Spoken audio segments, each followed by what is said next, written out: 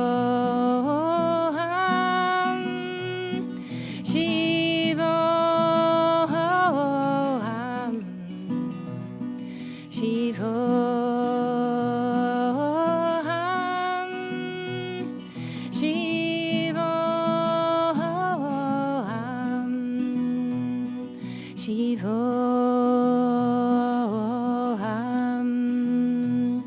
Shivoham, Shivoham,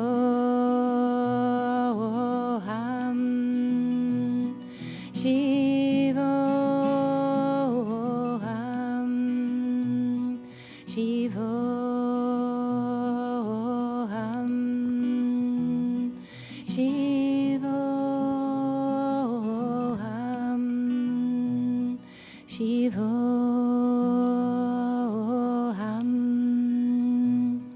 Shivoham.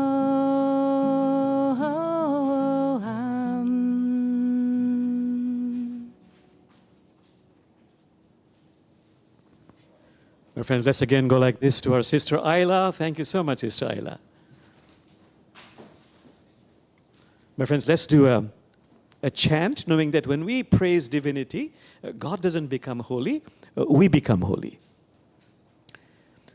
Allahu Allah, Allahu Allah, Allahu Allah, Allahu Allah, Allahu Allah, Allahu Allah. Just the beloved women, please.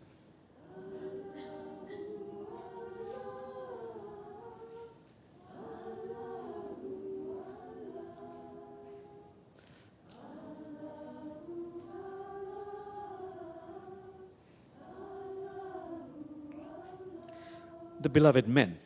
Allahu Allah, Allahu Allah, Allahu Allah, Allahu Allah. Once softly.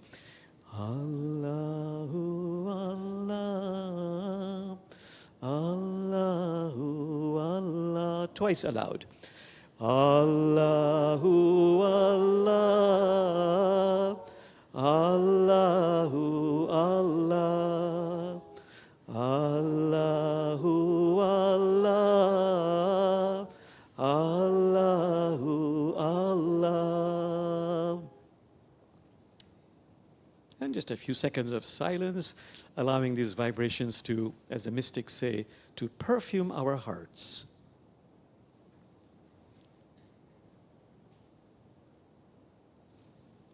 Thank you, my friends. My friends, today I'm so delighted that I'm doing a joint sermon.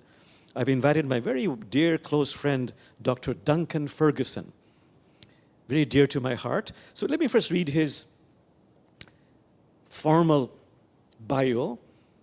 Duncan Ferguson has served many years in congregations and church-related higher education.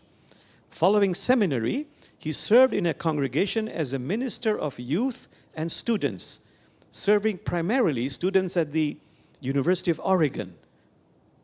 Following his PhD degree from the University of Edinburgh, he served a number of universities as chaplain, professor, senior level administrator. He has given attention to research and writing with several articles and books. I think 13 books by now, am I right? 12 books, pretty close.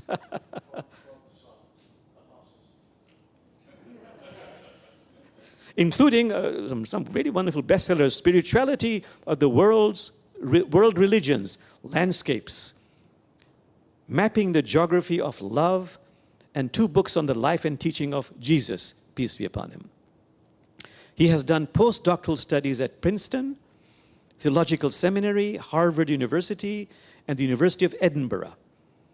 He served in the national offices of the Presbyterian Church, USA, with responsibilities for guiding the church's mission in higher education, and has had the great privilege of traveling to many countries.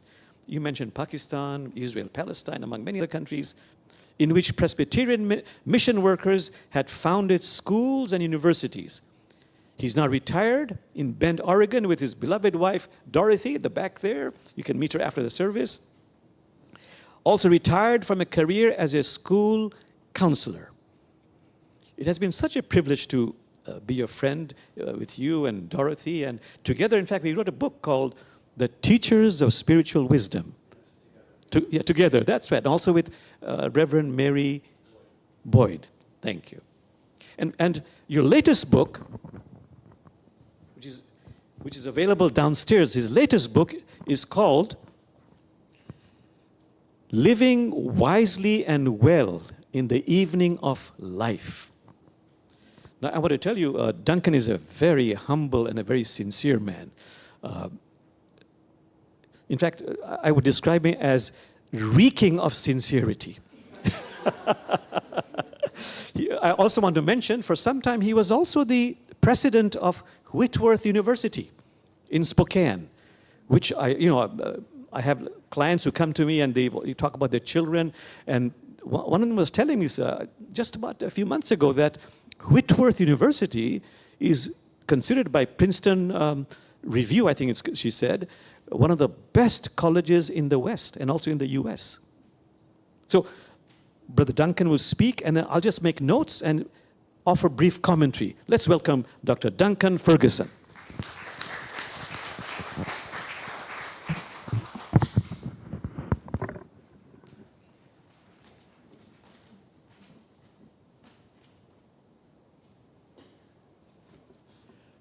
I like this sort of informality.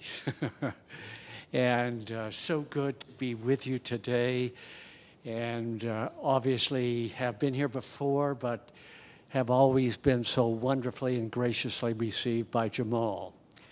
And Dorothy and I think of him as one of our dearest friends. So thank you, Jamal, so very, very much. As we begin our conversation, and I want it to be conversational to some extent, I want to give us a kind of a grounding in a letter that was written by the Apostle Paul to the church in Corinth. Now, the church in Corinth was a brand new church, as all were in those days, as Paul was founding them, of course. And he went there and helped them establish it. But they wrote back to him a kind of a feisty letter saying, "You got us into this. What do we do now?" And that letter was very characteristic of the Corinthian church. He wrote this back: "If I speak in the tongues of mortals and of angels, but do not have love, I'm just a noisy gong or a clanging cymbal. And if I have all prophetic powers and understand all mysteries, I do not have love unless it is filled with this knowledge. I am nothing. If I give away all of my possessions, and if I hand over my body so that I may boast, but do not have love, I gain nothing. Love is patient. Love is kind. Love is not envious or boastful or arrogant or rude. It does not insist on its own way. It is not irritable or resentful. It does not rejoice in wrongdoing, but rejoices in the truth. It bears all things, believes all things, hopes all things, endures all things." And in closing, these comments: love never ends. So faith, hope, and love are there, but the greatest of these is love. I learned from Paul in this chapter very much, and to some extent it motivated me in writing this book. I began to think myself, in conversation with my dear wife Dorothy, about how our lives could flourish.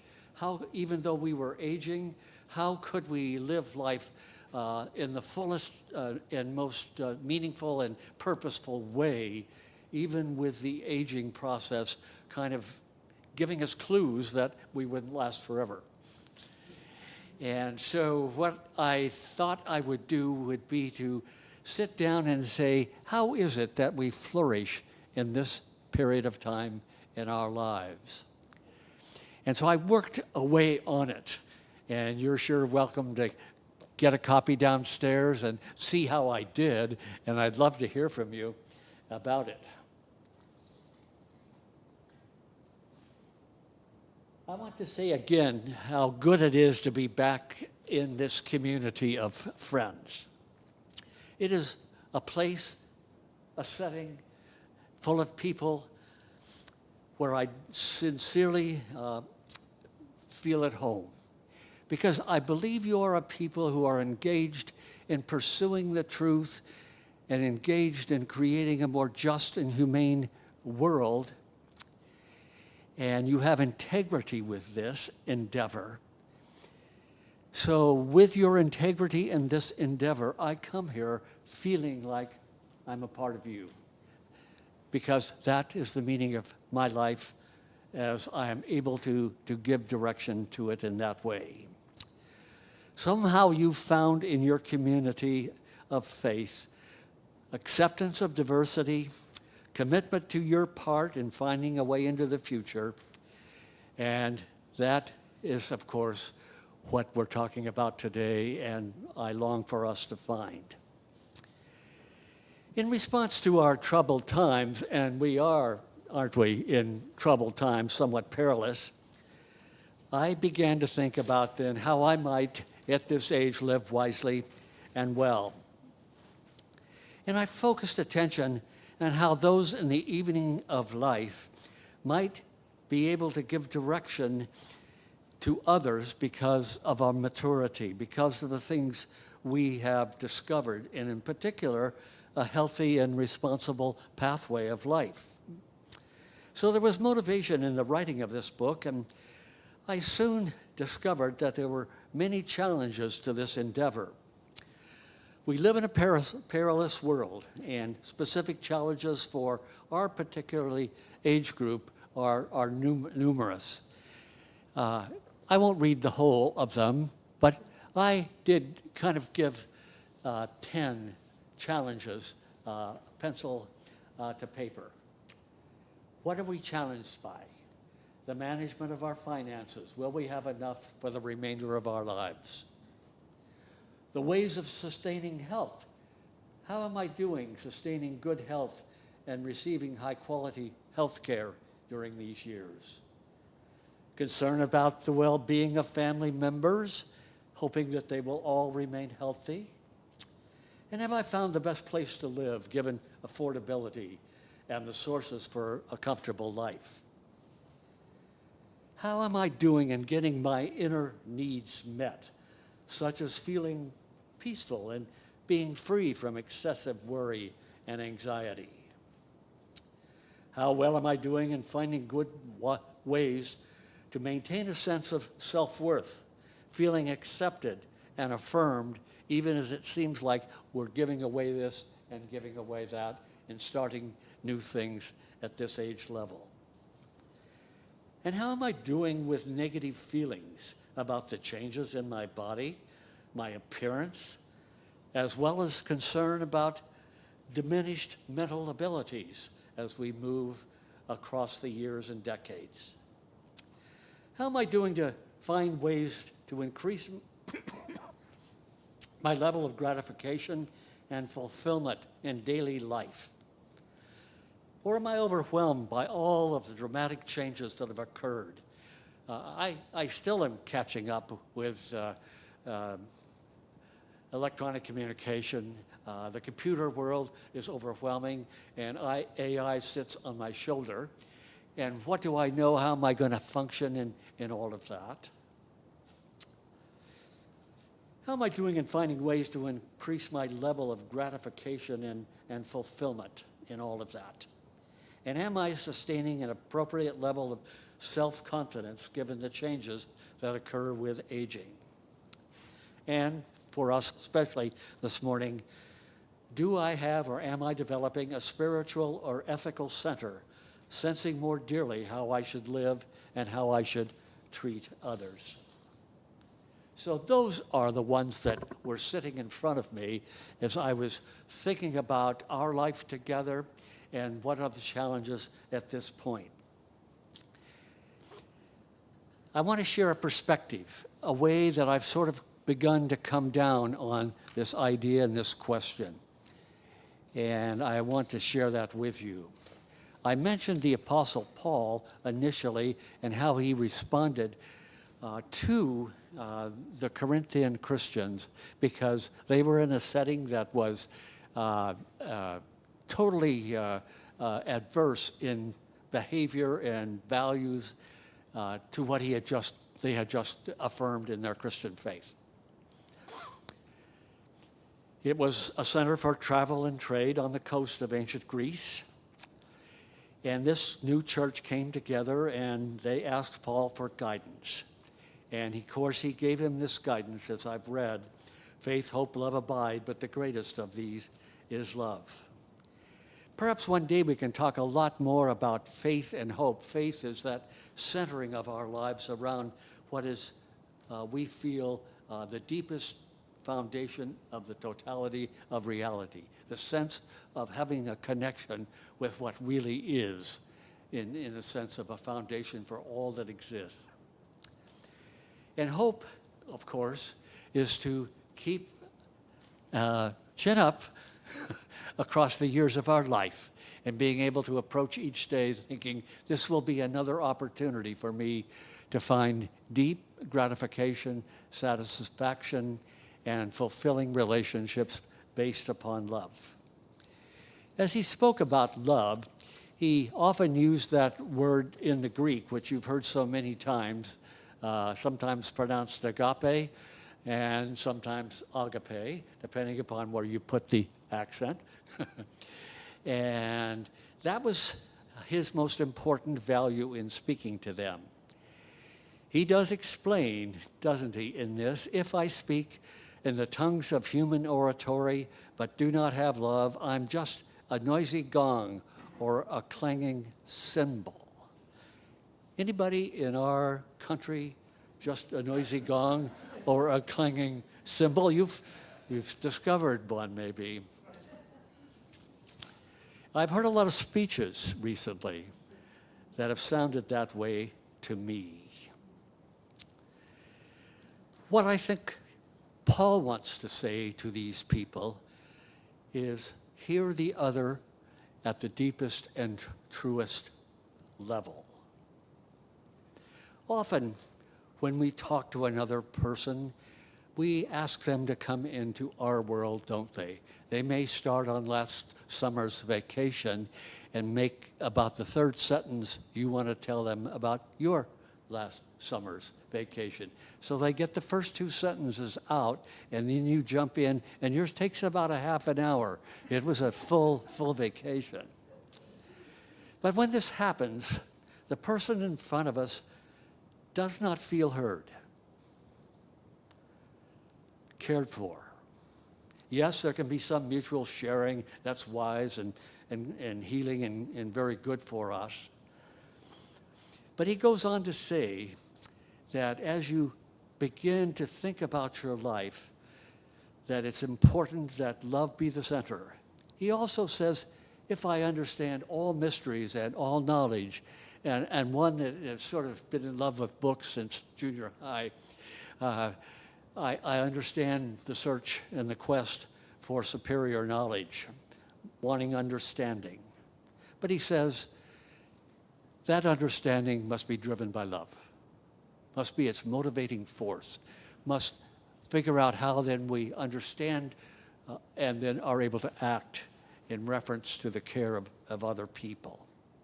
He says, even if I have all power, even to remove mountains, but have not love, all that power, it's nothing, just a spectacle. He then begins to tell us what he means by love. I'll do this quickly, and then I'll hope for some conversation from you. He sort of has three words that begin with P. The first of these is that love is preeminent. I've already mentioned that it's greater than oratory or language, unless it's driven by love. But he also says, even to remove mountains, but have not love. And in that ancient world, of course, communication was based on the ability to speak truth and to speak with information. They had no computers to search. They had no television to watch. Their culture was a conversational culture. Everything that took place, everything that moved forward for the better life for those people was based on having conversation about it.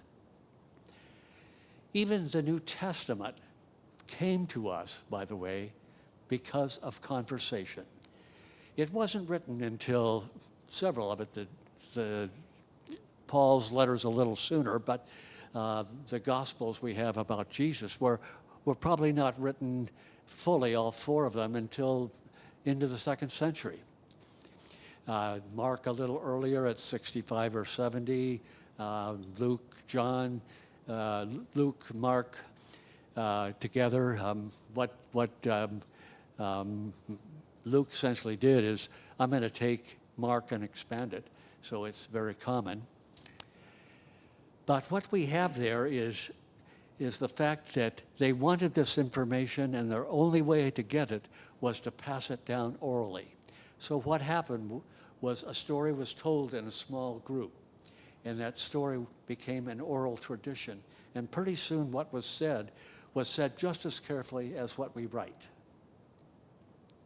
So they would then go to the next small group in the village down the way and sit in that small group and also use that same language. So by the time, say, the Gospel of John was written in, probably in the 90s, what he had was an accumulation of an oral tradition. He was able to draw those out because he had heard them rather than reading them.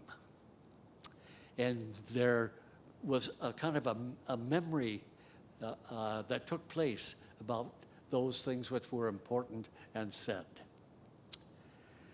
So he says, love must govern that part of our life. It has to be preeminent. Secondly, he says, love can be an empty word, a kind of a romantic notion, but the sort of love about which he speaks is a love that is active, that's practiced. Love is easier to talk about than it is to give full attention to in practice. Healing kindness and focused attention must be present and be sustained in all of our relationships. We all know that those who need our love the most are often those who are the hardest to love. The profoundly needy make us uncomfortable, and it requires a certain amount of courage to give the best we have in order to love another and for love to be present. It's so easy, too, in our conversations of wanting to feel like somebody else should listen to me. I want to be recognized. But often when we do that, we cut the other person off so that what's on their heart, deep in their soul, just does not get said, and they politely walk away. So as we practice love, we begin to gain ability to have those capacities to really love others. Then he moves on to one final thought here. He says that love is permanent. And I think what we often call love is not very permanent. It's a passing emotion, or a quick attraction, or seeing beauty, eros. But the kind of love about which Paul is speaking here does not quit when the going gets tough. It seems to me we're living in an age where that kind of love could not be more important. many people feel the perilous nature of our life together in the United States.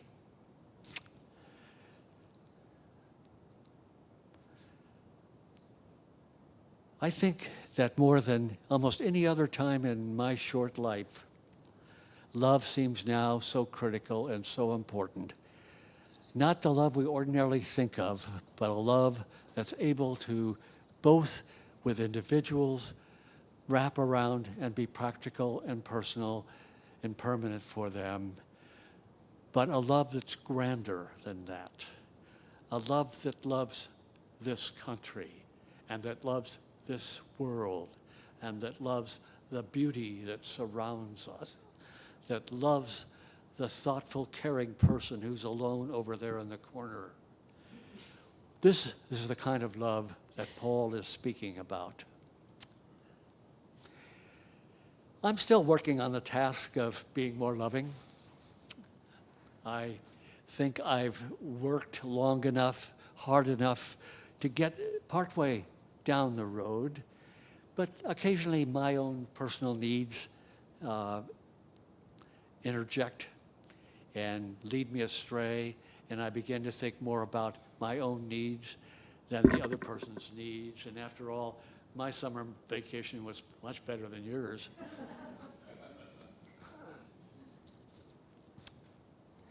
Personal conflicts are very difficult, aren't they? How difficult it is to love the person that doesn't love you and disagrees with you so pointedly and directly. I was with a little group of just 3 of us men who had breakfast together, and we talked about big things and little things, you know, as you do over a breakfast and a cup of coffee and so on. One of the men wrote me an interesting email. He said, I think somewhat envious of who I am, not that I'm any big deal, but he kind of felt that. And I was even in the supermarket when he turned to me and he said, you know, you always seem to have the answers, don't you? You're always talking, and we're sick of it. Don't do that anymore. And I needed 2 kinds of love, didn't I? I needed love for myself that was able to correct his emotional outburst, that I had been quite healing and engaged in their lives as they struggled with what they were working on. And also, I did have the occasional insight that could be helpful maybe with those other 2 men. I had to make a choice, didn't I? And the choice I made was to write him a loving email. And I said, Tim, thank you so much for your insight. I've learned a great deal from you, and I really value that so much. And I'm also grateful for all of the things you recommend that I read, an article in this journal or an article in that newspaper, and I do those things. And yes, from time to time when we're together, I do have something that I think I can offer, but what I want you to know is that what I'm offering you now is complete and total love. Thank you. I'll listen to what you say, and hopefully I can correct it.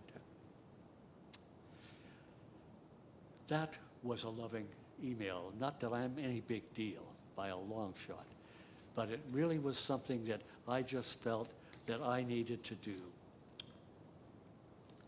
Well, what?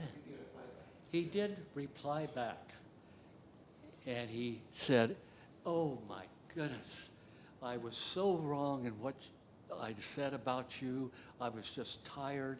And I think he was able to admit, I'm actually a little bit threatened by what you've done with your life. And please forgive me. And I said, I love you like I've always loved you, Tim. And I think that healed the relationship, because it would have been so easy to just walk away. So easy. Well, Paul reminds us that love is the greatest value in all of life.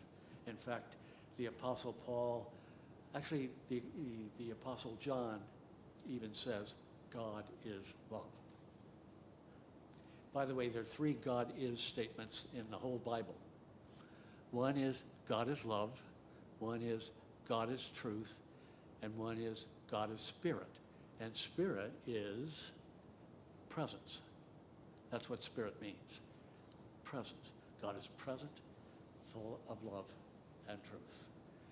We use a lot of fancy language to try to describe all of that, but those 3 have given me a place to kind of call home. Well, the God of love is with us this morning, empowers us to love. It is a way to live wisely and well, especially in the evening of life. And I'll stop there, and we can go on with the worship, or if there are questions or comments, and we'll be downstairs afterwards as well. But any comments or questions now? Yes. I don't really have a big feeling for what truth is. What's important? Truth can be that, but truth, I think, has more, the 2 major definitions tend to be what is. When you say something, it is reality. You're describing what in fact is the case. So when you write or when whatever you go about doing in life, you are truthful if you describe what is, both within you, that is, you have integrity, and what's going on out there, you're able to see it and be honest about it. Integrity, honesty are truth. But there's another view of truth, and that view of truth is what Paul Tillich, the great theologian of the previous generation, called the ground of being. What it is that holds it all together, the deepest truth that holds all that exists together in some fashion or another. One, people like to personalize that and say God. Others keep it somewhat abstract and talk about, like Paul Tillich did, the ground of being. But truth has that dimension as well. Any other thoughts? And then I'll throw it to Jamal again.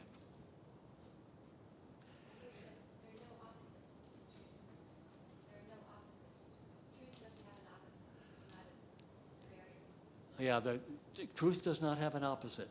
That's right. 2 different things. One is truth and the other that disagrees with that. They can't both be true. All right. So thank you again. Again, I feel so at home and love the chance just to chat instead of preach. And thanks for your attention, and we can have more conversation as we go along. Okay, Jamal.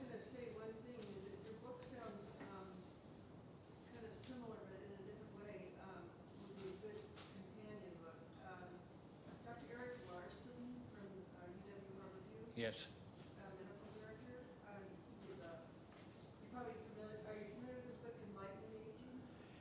Yes, I am. It came out maybe a couple of years ago. Yeah. Mm-hmm. And he did these longitudinal studies with group health patients on dementia Mm-hmm. and healthy and non-dementia, healthy, and then people with dementia. And so he's written a wonderful book too that sounds like it would go right along with yours, called Enlightened Aging. And then there's how far do we take our mental health and blah blah blah. You know, it's just a lot of good practical tips. Yes. From a doctor. Yeah. I just about brought, and then I decided that I really couldn't carry that many, but there are dozens of wonderful books out in this field right now. So I kind of jumped into an area where there was a lot of resources. And the medical side tends to go with, here's how you stay healthy. And there's a lot of science in that. And then the more psychological side tends to say, here's how you hold it together with your emotional life and so on. But those are a lot of good books out there.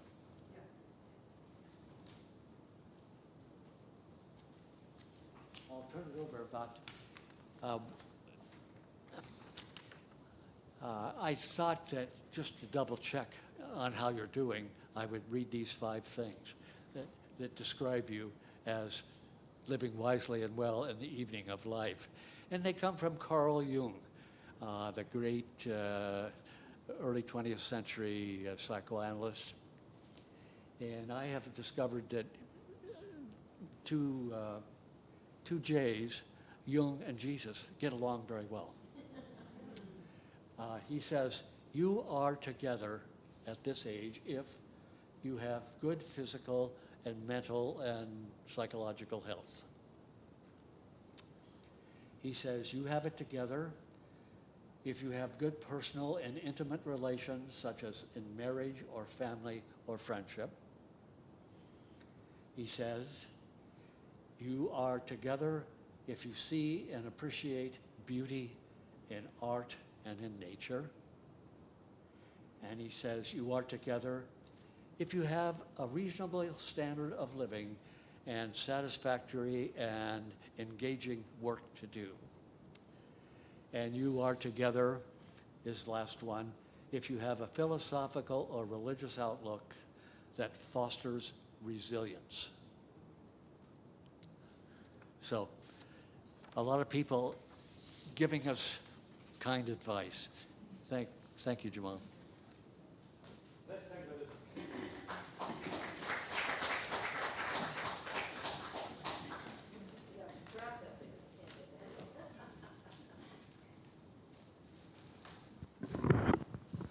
My dear friends, I'm giving myself a challenge. Brother Duncan had said, just add on to living wisely and well in a general way. So I'll finish this in 4.5 minutes. Okay, so number one, and I'm looking at the time, is wake up. Look, the Buddha was asked, are you a god? Are you an angel? He said, no, I am awake. So when were you awake? If one becomes awake, point number 2, become aware of this incredible mysteries. Where did I come from? What am I doing here?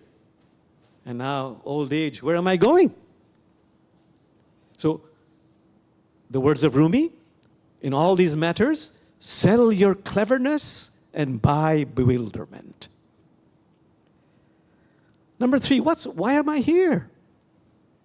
Dalai Lama, Desmond Tutu say, it's because I want to be happy. But if you want to be happy, you've got to do the inner work of raising your consciousness. And what does that involve? Transforming or taming the ego over a lifetime. I love those words, from a commanding master into a personal assistant. The Quran says that's not enough. You've got to purify your heart, polish it, so it becomes like a mirror reflecting the face of Allah. And even that's not enough. Open your heart, embrace your 10,000 joys and your 10,000 sorrows of life. I'll quote Rumi, take a pickaxe and break open your stony heart. The heart's matrix is glutted with rubies. Springs of laughter are buried in your chest. If you do that, then, you'll become aware of some ego traits. Let me just choose one. Greed. The words of Buddha. The rain could turn to gold, but this still would not slake your thirst. Then let me choose a divine quality, patience. A lot of writers are now saying, ancient times and today, what is non-violence? They say, listen to this. Non-violence is patience, particularly in times of difficulty. Which is why I love the words of Rumi, the patience shown by the rose to the thorn is what keeps it fragrant. The patience shown by the moon to the dark night is what keeps it radiant. Faith. I love those words. You know, faith is when you move from borrowed certainty to an inner knowing. That's real faith. From borrowed certainty to an inner knowing. Hope, I love the words of Quran. It is God who sends down the rain after humanity has lost all hope and unfolds His grace.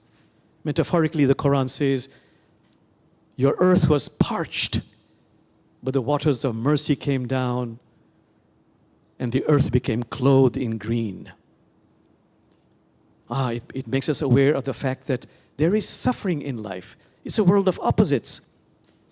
Prophet Muhammad's, actually Rumi's favorite prayer was, oh God, when there's suffering, save me from its harm, but do not deprive me of its good. All the mystics say, don't run towards pain and suffering, just don't run away from it. And the famous book, the Book of Joy, Desmond Tutu Dalai Lama, the main thrust of the book is, Jamal, the way you respond to suffering, the way you reframe suffering is what sculpts your being and sculpts the destiny of your life. The way you respond to suffering. Okay, the next point I have is spiritual practices. Let me just choose one. There was a Bedouin in the 7th century who went to the Prophet Muhammad, peace be upon him, and said, oh, sweet Muhammad, all this has become too complicated for me, all these different practices, this and that. Just give me one single practice. And the Prophet Muhammad said, I offer you this. Keep your tongue forever moistened with the name of Allah. Choose a sacred verse of praise to God. When you do that, God doesn't become holy, we become holy. You'll be glad to know I'm coming to a close now. Be conscious of time.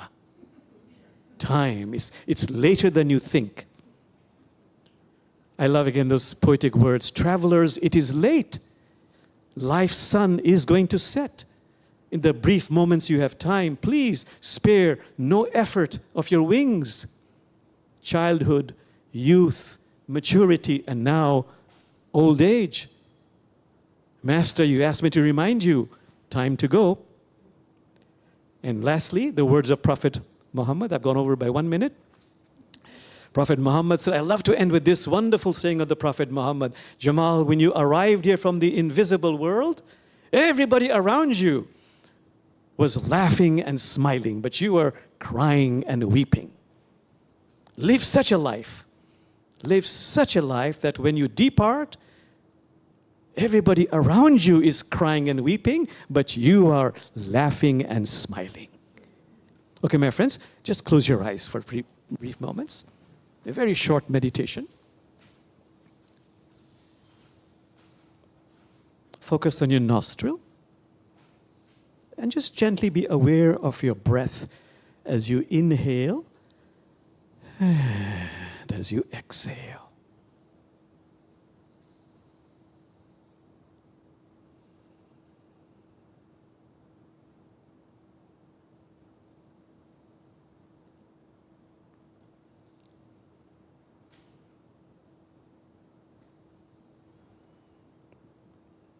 And now please let go of this. And this time, focus on the lowest part of your spine, the sacrum area, and make an intention to send a beautiful cord of divine light, any color, from this sacrum area, going down, way down, deep into Mother Earth, down, down, all the way down, connecting us to the womb of Mother Earth, feeling that connection, bonding, belonging, support.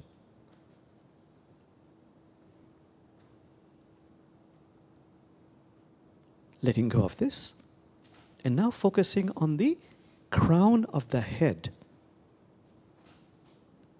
and pouring out through intention A beautiful cord of light going up, way up, higher, higher, piercing those realms and connecting us to the heart of heaven.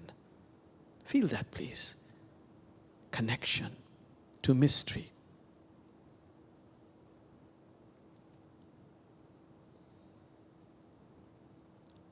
Letting go of that. And now focusing on the heart, the mysterious organ, the heart.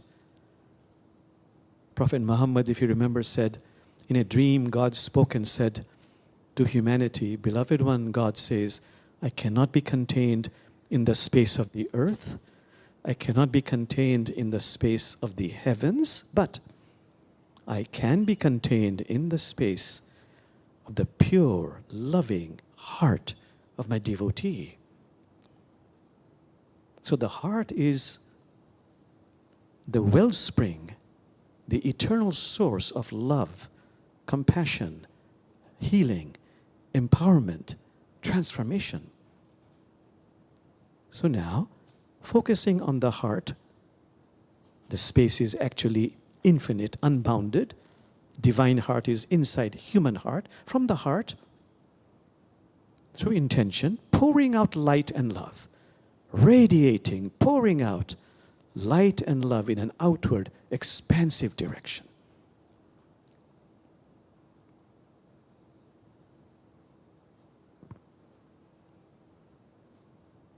And the more we pour out, the more we become filled up with.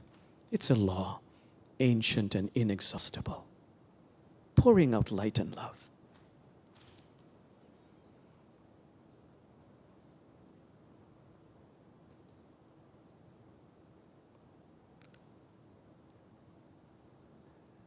And now, as we sing Bismillah, coming gently into awareness. Bismillahirrahmanirrahim. Bismillahirrahmanirrahim.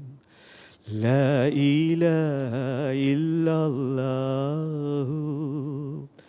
La ilaha illallah. And Sister Ayla will lead us in music. And we can do the offering maybe at this time, Sally Jo.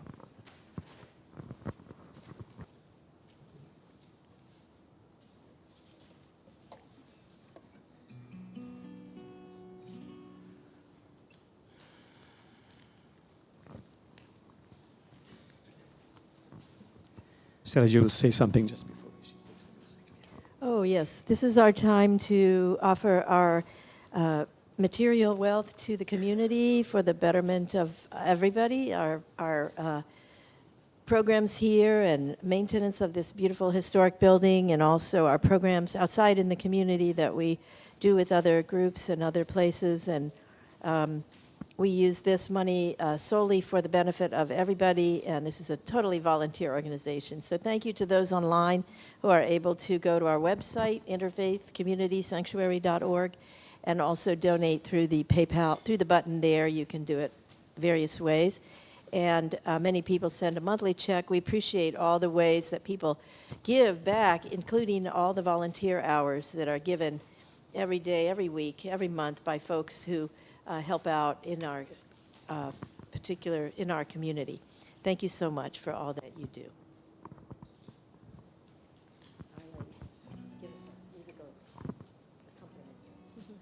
Om Namah Shivaya. Om Namah Shivaya. Om Namah Shivaya.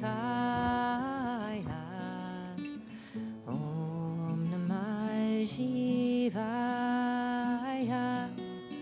Om Namah Shivaya. Om Namah Shivaya. Om Namah Shivaya. Om Namah Shivaya. Om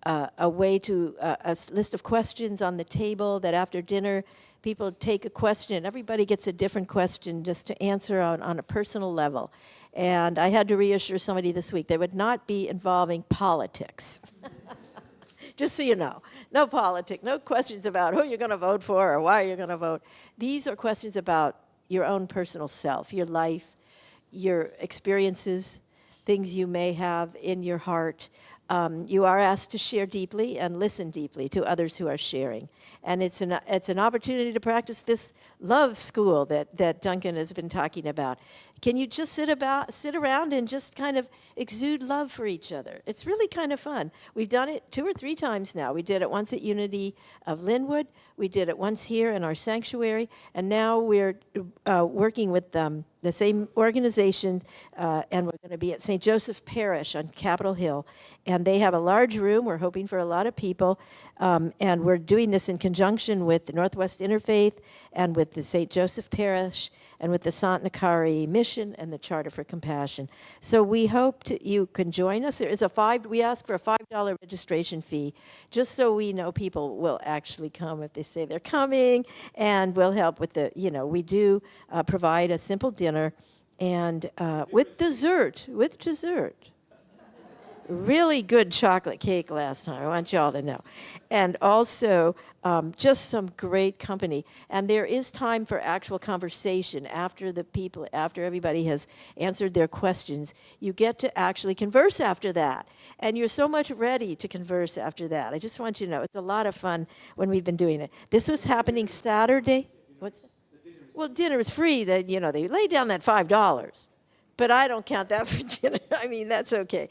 We checking in at 5:45 on Saturday, October 26th, at the St. Joseph Parish. There's a good parking lot there, free parking. And then the program goes from 6 to 8. And then I think you'll find that it's a very fulfilling evening of interaction with people, new people you didn't know. And you are asked, even if you come with somebody, to sit at a different table and just to get to know some new folks. And there is a registration on brown paper tickets. So if you want to, I'm sending out another notice probably this evening. And John Hale, if you're on his mailing list with the Charter for Compassion, you've gotten the information there, but we have flyers up here with it too. We would love to have people join us, and we're going to keep this up because we want to go deeper and deeper with this process. How can we deepen our relationships with each other and really share, because we all have a wealth of personal experience that we can share with others, but how often are we really asked or even allowed to do that? So it's a wonderful opportunity. Jamal started a new spiritual development class just yesterday. It was recorded, so if you want to join up and haven't had a chance, let us know, and we can get you signed on. And as I was saying, we're working with this great book by Mirabai Starr. You don't have to buy the book, but we're using it to kind of direct some of the teachings in it and, interweave them with the teachings that Jamal gives through his work. So let us know if you'd like to do that. And also, I don't know of any other special events, but, oh, right, this Friday is your chanting for world peace.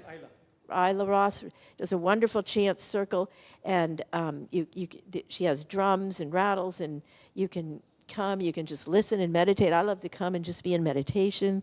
It's a wonderful time to be quiet, to be peaceful, and to radiate peace throughout the world. This Friday at 7 o'clock, please join us if you can for that. It's right here in the sanctuary. We always welcome everybody to that. It's a wonderful opportunity. Thank you. That's once a month, so thanks for reminding. All those programs are on the website. We have a whole, as they say, I've learned this new word, plethora of activities. Abundance of activities. My friends, good news. We're really coming to a close. We'll say goodbye to all our wonderful friends on Zoom. Salam, shalom, peace, sayonara, bye-bye. And before we go down, anybody has anything to say, please feel free. Anything from your heart that splashes in your heart. Oh, Brother Max, wonderful. Just that the first session of Jamal's class yesterday was beautiful, so do consider it.